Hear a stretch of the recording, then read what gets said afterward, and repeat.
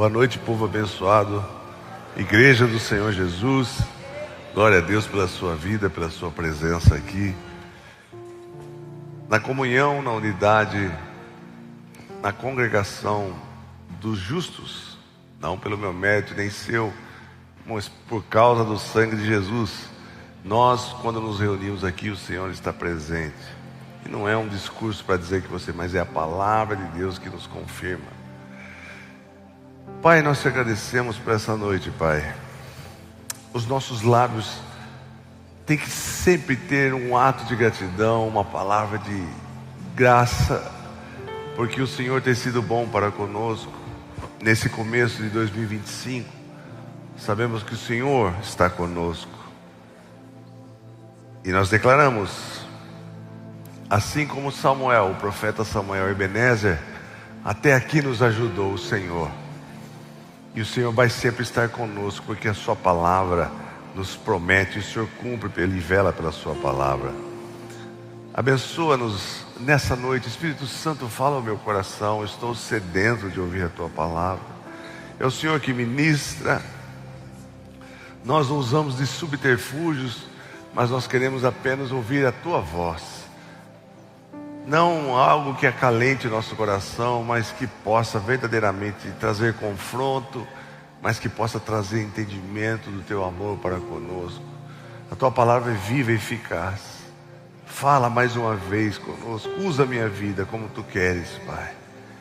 Ao coração necessitado, aquele que está desorientado, está se sentindo totalmente desanimado, que o Senhor traga a vida, e traga a vida em abundância, traga uma força celestial, algo do alto, não força humana, mas força sobrenatural de Deus, sobre a vida daqueles que estão nos ouvindo nessa noite, em nome de Jesus, amém.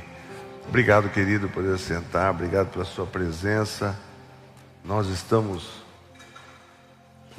a campanha foi uma bênção, irmãos, fiquei tão feliz, participação da igreja, e nós estamos no penúltimo domingo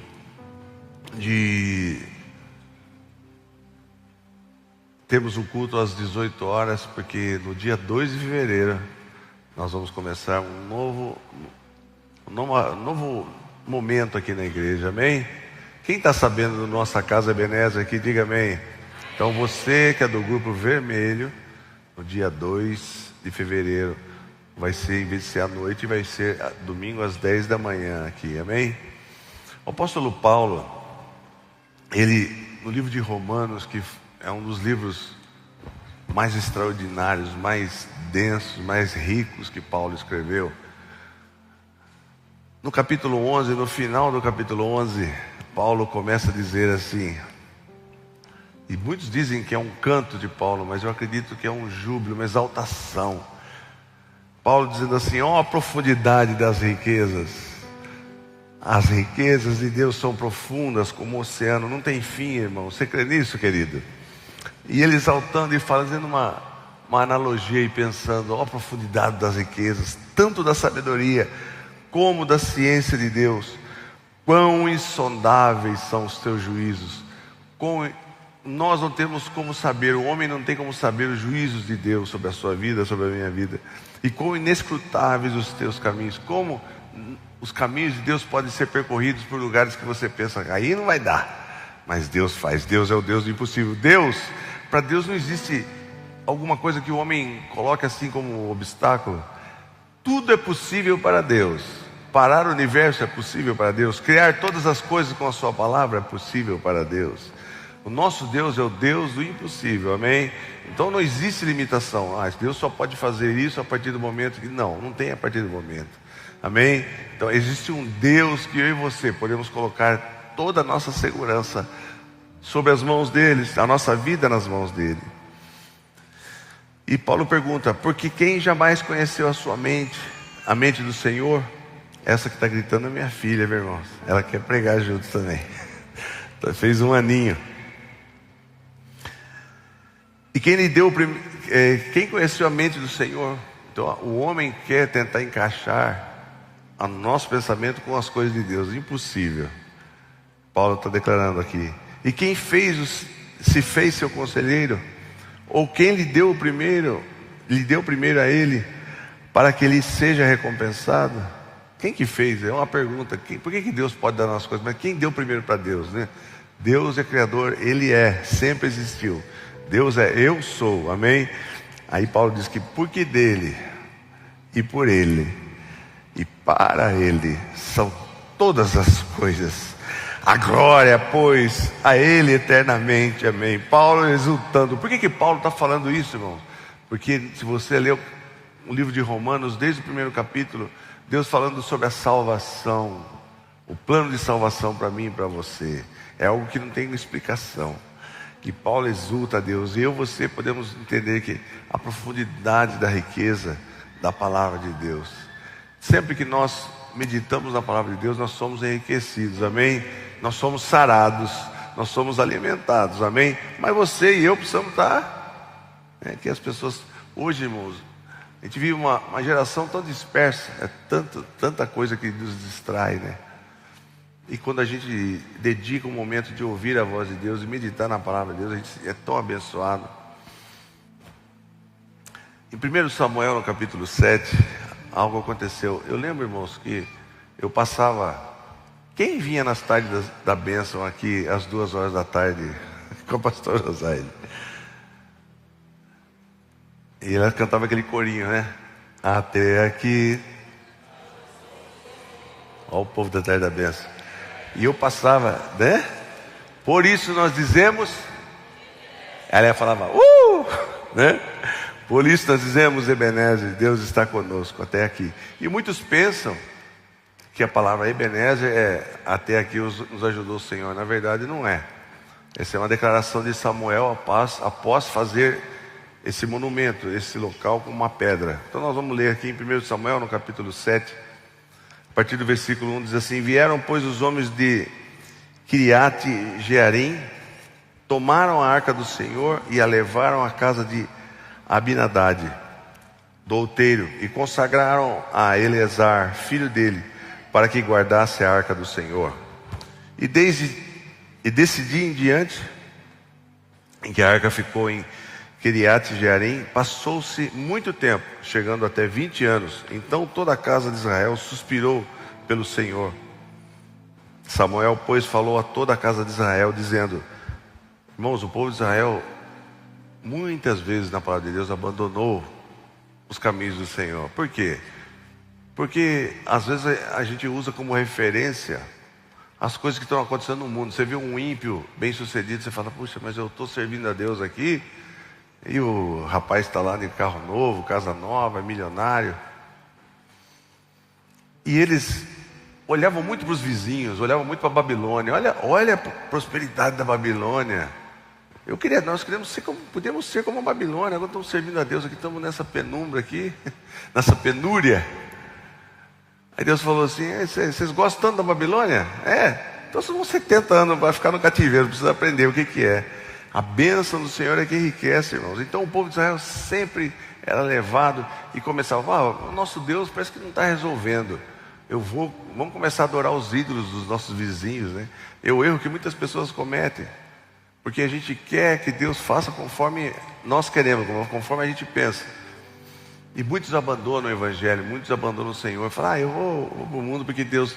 E Deus está fazendo como que diz, um processo na sua vida, e a pessoa não está entendendo.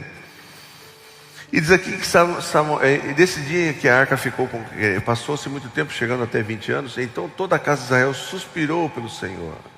Eles estavam sem a arca. Por quê?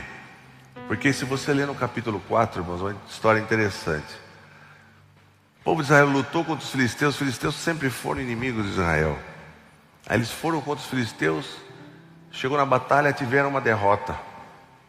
4.000 homens morreram, e eles voltaram com a derrota e falaram assim: viu, alguma coisa está acontecendo. Nós precisamos fazer alguma coisa para a gente vencer, nós precisamos da presença do Senhor. E Eli tinha 2 filhos, se chamava Ofni e Finéias. Aí eles falaram assim: viu, nós precisamos da arca da aliança, vamos levar a arca da aliança junto. Tudo na desobediência, viu, irmãos? Deus não estava Porque esses dois filhos de Eli, sacerdotes também, eles faziam tudo o que era de errado. Eles, como sacerdotes, as pessoas iam levar animais para fazer o sacrifício, eles pegavam coisas que não podiam fazer. Pegavam as melhores carnes para eles, faziam, se você ler na Bíblia, faziam até orgia com mulheres. E Deus não se agradava disso. Por isso que nós temos que ter muito temor de Deus. Eu tenho muito temor de Deus, como aprendi com meu pai, com a minha mãe. Nas coisas do Senhor você não toca. As coisas de Deus, tudo que é de Deus você não toca, porque um dia a mão de Deus pesa sobre você. Então a gente tem que ter muita prudência. E graças a Deus tenho aprendido e peço a Deus que Deus cuide da minha vida, porque isso aqui é a igreja do Senhor Jesus, amém? Então eles levaram a arca junto e falaram: agora nós vamos levar a arca junto com nossos exércitos. E chegando lá Deus vai dar vitória para nós. Irmãos, mas pastora, a arca não é a presença de Deus? É, mas eles estavam em desobediência, fazendo as coisas pela cabeça de... Quando nós estamos em desobediência, irmãos, a bênção do Senhor não nos acompanha. E eles levaram a arca, e resultado, foram enfrentar os filisteus, tiveram uma derrota cachapante. Os filisteus, além de derrotar, mataram 30 mil israelenses, eles levaram a arca. Olha só, irmãos, eles roubaram a arca. Se você ler, tem uma história comprida. Levaram a arca para a terra deles lá, colocaram no templo do Deus deles lá, e Deus fez com que a imagem do Deus deles caísse por terra e tal. E começou todos os lugares que ele levava a arca ali na terra do inimigo, Deus começou a colocar tumores. Era todo tipo de tumor, né? E eles não aguentavam mais. Até que, se você ler lá, você vai ver que eles tentaram se livrar da arca. Como é que a gente vai fazer? Ninguém quer. Levava na cidade, não traz isso aqui que ele vai matar todo mundo. E eles levaram. Falou: como que nós vamos fazer? Nós vamos ter que devolver essa arca aqui. Mas como é que a gente vai fazer? Vamos lá entregar assim? Não. Aí eles pensaram: vamos fazer para cada cidade que foi atormentada com tumores, nós vamos fazer um tumor de ouro. Aí fizeram 5 tumores de ouro para cada cidade. E vão fazer 5 ratos de ouro para cada cidade que foi assolada por pragas. Porque onde que eles punham a arca? Porque o poder de Deus é justiça, viu, irmãos? Levaram a arca ali, e no lugar em desobediência, Deus começou a pesar a mão. Aí eles falaram: vamos fazer um carro de boi, um carro novo, com 2 vacas que acabaram de dar cria. Sabe que a vaca, quando dá cria, irmãos, ela quer ficar com o bezerrinho. E prenderam os bezerrinhos, colocaram a arca no carro, colocaram esses presentes de ouro, né, em forma de tumor, em forma de rato, e mais joias. E eles falaram assim: nós vamos soltar esse carro aí. Se as vacas voltarem e pegar outro caminho, é porque esse Deus aí não tem nada a ver, a gente não precisa ter medo. Mas se elas forem pelo caminho certinho, irmãos, a palavra de Deus que diz que aquelas 2 vacas, em vez de ir para os bezerros, elas foram mugindo diretamente para Israel. Deus dirigindo até as vacas. E elas berravam conclamando o Senhor. O povo de Israel, quando viu a arca chegando naquele carro, eles exultaram, se alegraram. Foi uma festa. Mataram as vacas, ofereceram como holocausto, e a madeira do carro fizeram fogo. Mas aí a arca ficou na casa de Abinedade, né?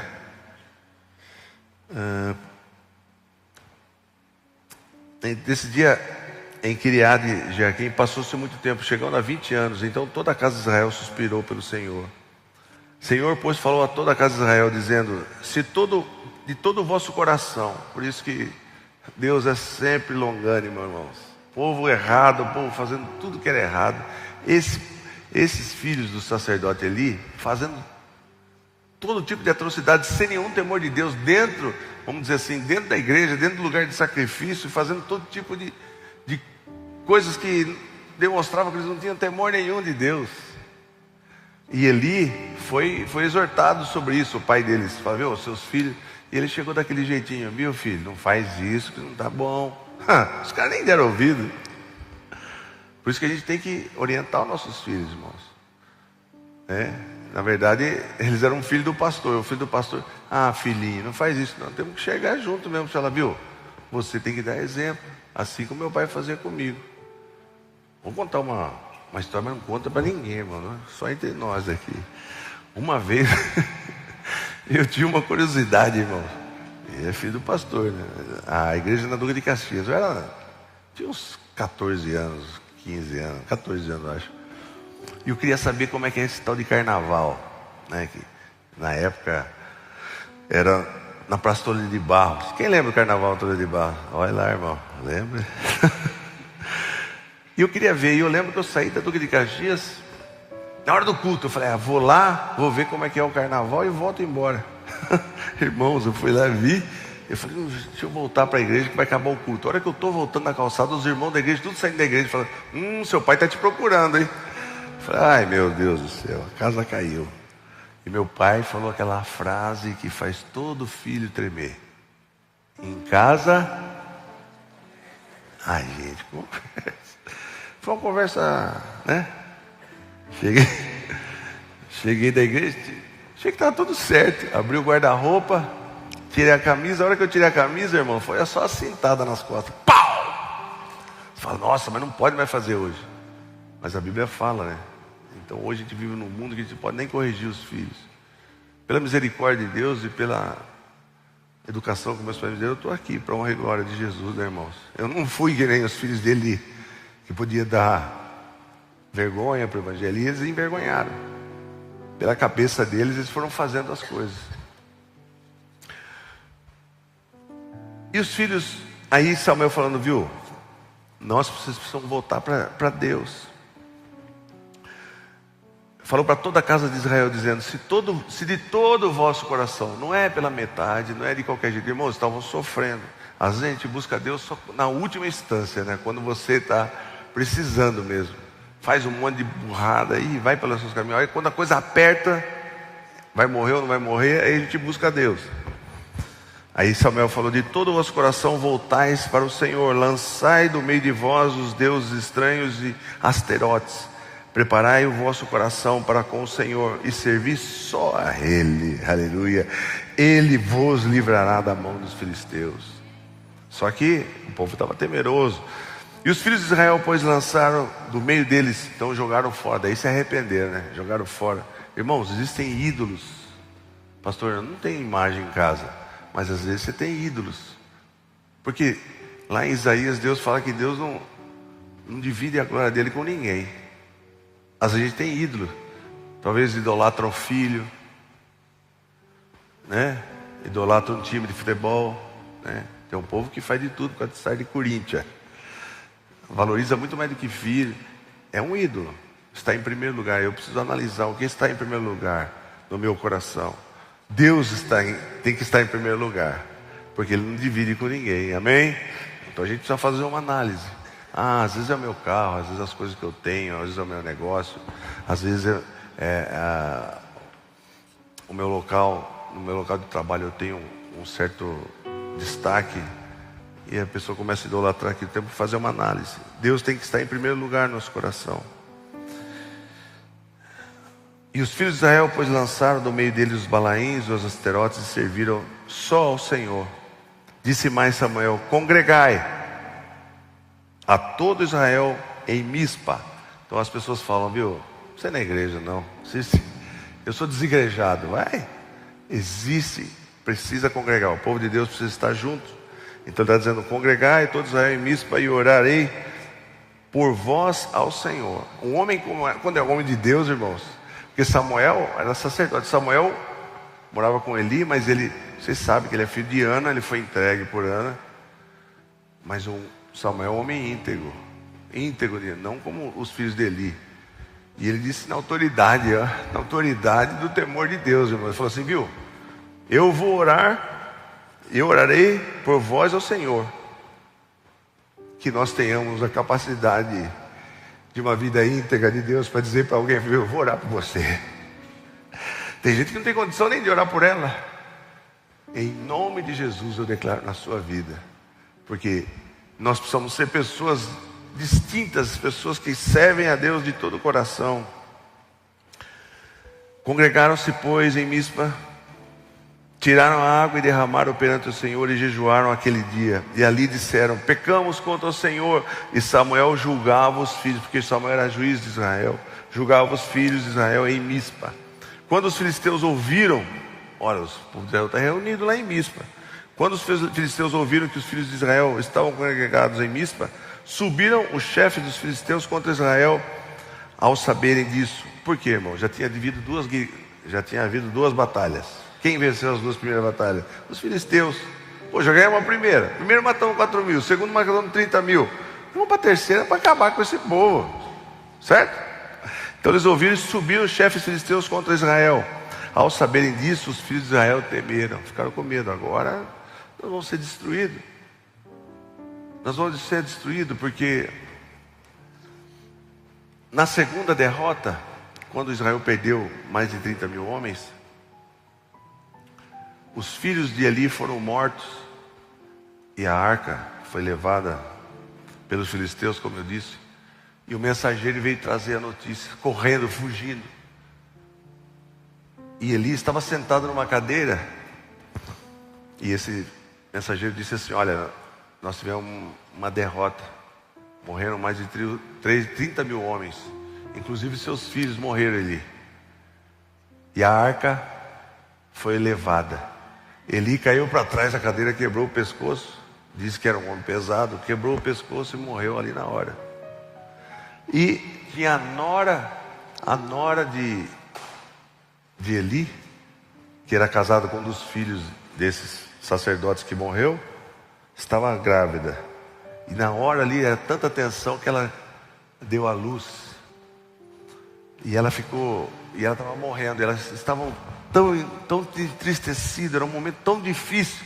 Existem momentos difíceis na nossa vida, né, que você acabou. E nasceu um menino. E elas falaram, viu, não fica assim não, que acabou de nascer um menino. Ela falou, o nome desse menino vai ser Icabó. Quer dizer, a graça de Deus se apartou de nós. Ela nem deu bola e morreu. Então o povo estava desanimado. E às vezes na nossa vida a gente está desanimado. Quantas lutas a gente teve em 2024. Como é que eu vou ter forças para vencer em 2025? Mas olha o que Deus fez. Então eles ficaram com medo. O povo de Israel ficou com medo. Pelo que disseram a Samuel, não cesse de clamar ao Senhor. Quando está em perigo, fala para o servo de Deus, viu? Clama aí, dobra o seu joelho. Não cesse de clamar ao Senhor, nosso Deus, por nós, para que nos livre das mãos dos filisteus. Então tomou Samuel um cordeiro de mama. Isso remete a quem? Cordeiro de Deus que tira o pecado do mundo, Jesus Cristo, amém? E ofereceu inteiro em holocausto ao Senhor. E Samuel clamou ao Senhor por Israel, e o Senhor atendeu. Aleluia. Irmãos, quando você se arrepende, como o povo de Israel se arrependeu, como Deus é bom, né, irmão? Deus podia falar, eu não quero mais negócio com vocês, vocês me dão muito trabalho. Não, mas se arrepende, oferece sacrifício, abandona os ídolos pagãos, clama ao Senhor. E quando Samuel clamou ao Senhor, o Senhor atendeu. Como que foi esse atendimento? Então Samuel ofereceu holocausto. No momento que Samuel estava oferecendo holocausto, os filisteus chegaram para pelejar contra Israel. Oferecendo holocausto, os filisteus chegaram para atacar Israel. Mas o Senhor trovejou naquele dia. Irmãos, o que será que aconteceu? Que trovões, que raios. O que será que aconteceu? O Senhor trovejou naquele dia com um grande estrondo sobre os filisteus e os aterrou. Eles ficaram totalmente amedrontados, irmãos. Eles só sabiam correr, só sabiam fugir. O que Deus pode fazer quando o inimigo se prepara para vir contra você?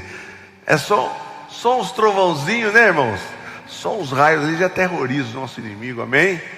Que a palavra de Deus, ela é justa, ela cuida dos seus ungidos, dos seus amados. Por isso que, às vezes, nas dificuldades, ser como Samuel, vou clamar ao Senhor. A gente pede oração para o pastor, sim, faça isso. Um homem que tem uma posição sincera diante de Deus, Deus vai ouvir a sua oração, mas a sua também Ele ouve, amém? Então, olha o que Deus fez, de maneira extraordinária. Era por mãos humanas? Será que eles conseguiriam fazer alguma coisa se eles tivessem algum material bélico que pudesse matar os inimigos? Não, foi só uma tática de Deus sobrenatural. E a Bíblia diz aqui que grande estrondo sobre os filisteus os aterrou, de modo que foram derrotados diante dos filhos de Israel. E os filhos de Israel saindo de Mispa, aí os filhos de Israel estavam perseguindo eles, os filisteus, e os feriram até debaixo de Bet-car. Então Samuel tomou uma pedra e pôs entre Mispa e Sem. Ele chamou Ebenezer e disse: até aqui nos ajudou o Senhor. Ebenezer quer dizer pedra de ajuda. Então o que Samuel fez? Ele fez um memorial. Pegou uma pedra e colocou no lugar de destaque. Todo mundo que passava sabia que aquela pedra não estava naquele local ali por acaso. Alguém fez um memorial. O que é um memorial? É algo que traz a lembrança, algo que traz a memória. Quando você vai em São Paulo, tem o memorial dos bandeirantes, não tem? Para quê? Para lembrar dos bandeirantes. Quando você vai em Paris, na França, tem um Arco do Triunfo. O que é para lembrar? Para lembrar da vitória da França em tal guerra. Será que você tem memoriais? Por que Samuel fez isso? Então Samuel tomou uma pedra e pôs entre Mispa e Sem. Ele chamou Ebenezer e disse: até aqui nos ajudou o Senhor. Você lembra das coisas que Deus fez na sua vida? Será que você tem feito memoriais? As curas que Deus já te deu? Eu tenho memorial. Só que a capacidade do ser humano de esquecer as coisas é muito grande, irmão. A gente esquece. Você lembra quando Deus... E às vezes a gente recebe milagres e bênçãos que você fala: isso aí é obra do acaso, isso aconteceu. Você foi aquela pessoa que me ajudou, ou foi um momento, uma ocasião. Não, tudo foi Deus que fez por você, irmãos. Então nós temos que ter os nossos lábios agradecidos a Deus. Obrigado, Senhor, pelo ano 2024. Estou com vida, eu tenho meus memoriais. Fui curado da costela, o Senhor transformou a minha vida. Hoje sou pastor. Você começa a lembrar o que Deus já fez na sua vida. A minha família foi restaurada, meu filho voltou para casa. Tinha dificuldades de provisão, Deus abriu a janela. Quais os memoriais que você tem feito? Será que você esqueceu de tudo que Deus fez para você em 2024 ou em 2023? Muitos partiram com a Covid e você está aí. Quais os memoriais que você tem levantado? Senhor, eu te agradeço. Você tem seus filhos com saúde. Você fala: não, isso aí é Deus, irmão. Você tem saúde. Eu estou meio baleado hoje, estou com uma gripe, estou tomando as medicações aqui. Eu vim pela misericórdia de Deus. Mas a saúde nossa é por causa da bênção de Deus. Eu e você temos que ser gratos. Não esqueça. Quem quer o Ciro? Se puder evitar as crianças de correr aqui, viu, querida? Querida? Irmã? Se puder evitar, principalmente aqui na frente, na hora da mensagem, tá? A gente educa, irmãos, e fala porque... Então, voltando ao assunto, não é fácil ser pastor, não, irmão. Porque na casa de Deus nós temos que ter reverência, amém? Mas com todo amor, nós temos que falar isso. Então, eu preciso sempre lembrar do que Deus fez na minha vida. E por que Samuel colocou essa pedra entre dois locais? Então, Samuel ofereceu um holocausto. Então tomou Samuel um cordeiro e mama e ofereceu inteiro em holocausto ao Senhor. E Samuel clamou ao Senhor por Israel, o Senhor atendeu. Então Israel oferecia um holocausto aos filisteus. Os homens, Então Samuel, perdão aqui, irmãos, no 12. Então Samuel tomou uma pedra e pôs entre Mispa e Sem. Por que justamente nesse lugar? Fazer um memorial. Porque era o local onde Israel tinha perdido 2 vezes. Tem locais, tem áreas da nossa vida que você foi tantas vezes derrotado e você não quer voltar mais ali. Eu tive relacionamentos, nunca deu certo, eu não quero relacionamento com ninguém. Eu já trabalhei no ministério, fui machucado, não quero trabalhar mais nada, não quero fazer mais nada na igreja. Deus tem bênção mesmo na área que você foi ferido. Amém? Você pode fazer um memorial em áreas que você fala, eu não vou mais voltar ali, porque ali me traz muita tristeza. Ali me traz uma reflexão das derrotas que eu tive. Deus tem vitórias em lugares que você foi derrotado. Você crê nisso, querido? Lugares que você passou por tantas dificuldades. E você vai ter vitórias e você vai ser um testemunho e falar, olha, nessa área aqui eu já sofri, já tive derrotas, mas Deus me deu vitória, eu posso testemunhar para você, amém? O assunto é interessante, irmãos. Eu acho que a mensagem está fraca, a mensagem, irmãos. Eu não sei, irmão, a gente fica vendo o povo conversando, é complicado para nós, por isso que eu falo. As pessoas não querem ouvir. E as pessoas, por que a gente fala sobre isso? Porque eu preciso levantar memoriais, eu preciso ser grato a Deus, porque senão perde tudo. E por exemplo, com os filhos de Eli, a destruição veio de repente. Então a gente tem que ser firme diante de Deus, manter nossos memoriais, lembrar do que Deus fez, ter em nossos lábios uma adoração constante. Quando você, por exemplo, minha filha, minha esposa, ela sabe ganhar presente. Qualquer coisinha que eu dou para Carolina, a Chloe não entende ainda, mas se eu vou viajar, eu trago uma caneta. Mas ela dá uns pulos, é tão gostoso, irmãos. Não é que eu vou dar uma caneta, quero que ela... Mas é tão bom a gratidão, não é? O nosso Pai Celestial gosta de gratidão. E aquela pessoa que você compra um presente, às vezes a mãe, o pai compra uma criança birrenta, que quer, aí faz aquele sacrifício, compra o presente, a criança pega o presente, sai e vai brincar, nem dá bola. Nós temos que ter o coração grato, amém? Tudo que você tem, tudo que eu tenho, tudo que você desfruta, é porque Deus te deu. Coração grato, boca de louvor, de adoração, porque a gente não consegue ver, irmãos, as minhas pernas andam, o meu coração bate pela misericórdia de Deus, porque Ele é bom. Tem tanta gente partindo nova aí, e é importante você não esquecer. Faça assim como Samuel, lembre-se do que Deus fez para você em 2024, pedra de ajuda.